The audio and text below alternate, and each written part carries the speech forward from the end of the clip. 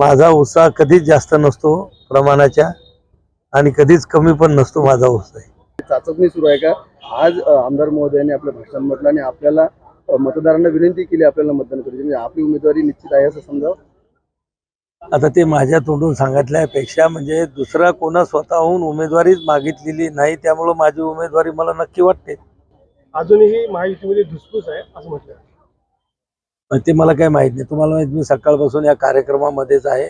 माहिती घेतल्यानंतर बोलेल. पण धुसफूस काही नाही. काहीतरी आता हे सगळे महत्त्वाचे व्यक्ती आहेत. अनेक उद्घाटनं भूमिपूजन आचारसंहितेच्या अगोदर करायचे आहेत. हजारो कोटी रुपयाची कामं तयार झालेली आहेत. त्याच्यामुळं आज एखादा कार्यक्रम कोणाला आला असेल म्हणून थांबला असेल.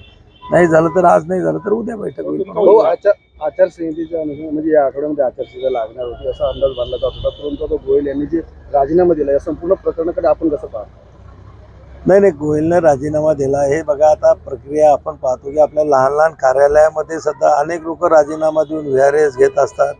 काही प्रापंचिक अडचणी असतात किंवा कुठं त्यांना काही दुसरं काही असेल त्याला, आणि म्हणून त्या राजीनाम्याचं काही नाही. लवकरच त्या ठिकाणी नवीन लोकांची नियुक्ती होईल आणि आपल्या देशातल्या निवडणुका ह्या सुरळीतपणानं पार पडतील.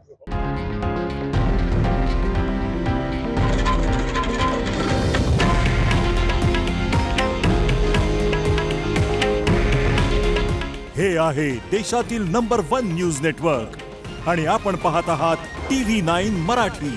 काळजी तुमची, हित महाराष्ट्राचं.